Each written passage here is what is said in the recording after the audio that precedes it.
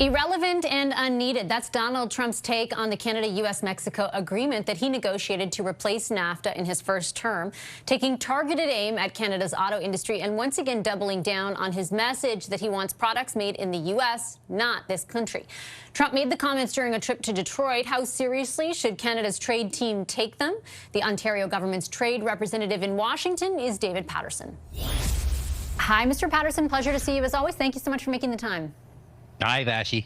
The substance, I guess, as a whole of what we just heard from the president isn't necessarily things we haven't heard before, but the specific nature of his comments in particular around the United States not needing CUSMA or the USMCA, in that Canada wants it, he wants to be a nice person, but ultimately, you know, the United States doesn't need it.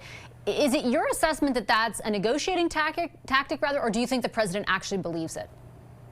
Well, I'm sure it's fairly common at this stage for us to understand that the beginning of any negotiation is usually started from the president's side from a position of stated dominance and the like. We're kind of used to that.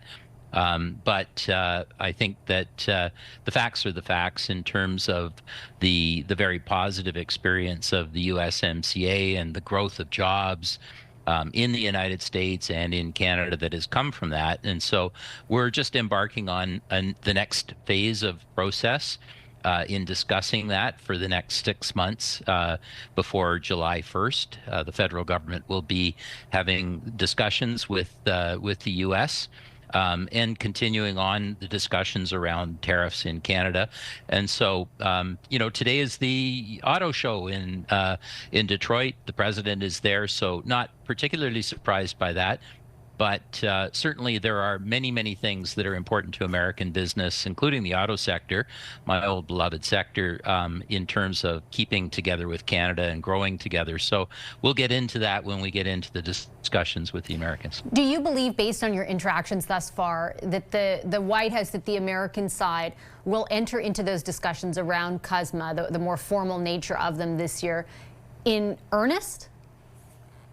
Yeah, I do. And you know, I've met with Jameson Greer, who is going to lead those discussions with our federal government, and others will be involved as well. I believe that it is absolutely understood that this is important for the American economy.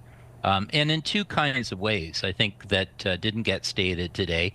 Number one is that our Canadian market is extremely important to Americans. And so he's at the car show today. There's, by our calculation, at least 135,000 Americans who are only in work because they make cars that get sent to Canada and that Canadians buy. And so if we didn't have trade going back and forth, that would be a loss of considerable number of jobs. And it's even more than that in the food manufacturing area between Canada and the United States. So Canada's an enormous market. We're a wealthy country, and we're very, very important to the American economy, to jobs, and to affordability in that regard. And in that latter part, affordability, we're also a really important part of the supply chain for America. And while it's perhaps not said by the president, we know that, of course, they need aluminum from Canada, uranium from Canada, lumber from Canada, nickel to run the defense area, or batteries, and other things that are really important for the future, like critical minerals and electricity to develop artificial intelligence and all those things. So Canada is an outsized supplier of those things as well. So all those things together, as Premier Ford often says, look, we're so integrated together. It's you can't unscramble the eggs. It's time to make a bigger omelet. And I think that's what the discussions will work towards. But we're not particularly surprised that those statements come at the beginning of a negotiation from President Trump. So let me ask you, because I imagine if I'm a Canadian sitting at home listening to this, the picture that you paint, based in, of course, the factual nature of the relationship between our two countries, is so different than just moments ago what they've heard from the president.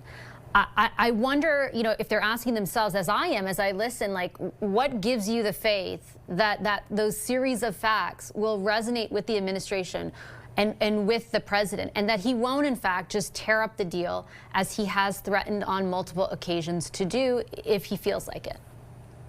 Well, I think in any negotiation, it's really important to do your homework. We've done our homework. It's really important to have confidence and to know where your negotiating partner has really important needs and outcomes as well. And we honestly believe that as we go through this process, that we can get more jobs on both sides of the border. We can get lower costs on both sides of the border, and we can get more security for North America by doing this together. And in fact, it's almost impossible to do that without continuing this discussion, just because we're so highly integrated. So that's just a fact. And it's important to build off of that, not overreact, not get too freaked out about those types of things, because we should be confident going into these discussions. And in the meantime, we're doing amazing things in Canada that we've never done before in terms of large projects and moving things forward, fixing regulations that have banned trade between provinces in certain areas. These things are a gift that we should also take advantage of too. So there's lots of work being done to diversify trade. All that is good, but the American market is very, very important for us, more so for us than for the Americans. That's a fact too. So let's be calm, let's move forward and know our strengths.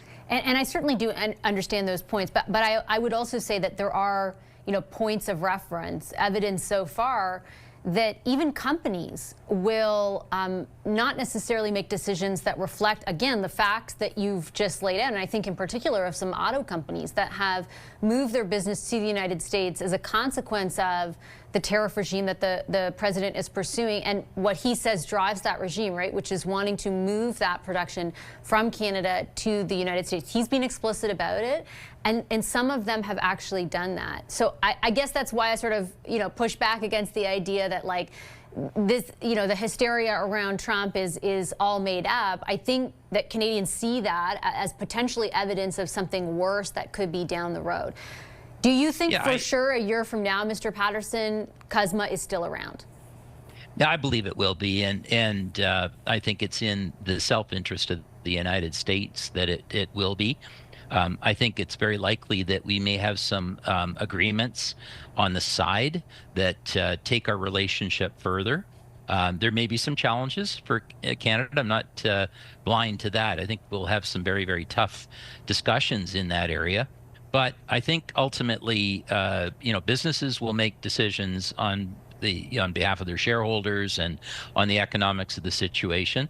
There are instances of companies that are moving to Canada because of the stability and the predictability of the things that they can count on in Canada and ensuring that they have access to 41 million people that buy goods in Canada, which is, in the case of the auto sector, that's 4 times as many vehicles we buy as Mexico buys. And so there are the whole thing about trade is it goes both ways. And we've seen evidence of that. We know that we're dealing with the most powerful country in the world, and we're dealing with a very consequential and disruptive president. We understand that, and we understand it even more so after this last year.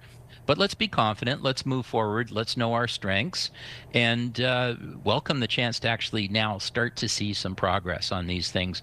And we have a process between now and July 1st to get at that, and I look forward to that. Okay, I'm going to leave it on that note. Mr. Paterson, a pleasure as always. Thank you so much.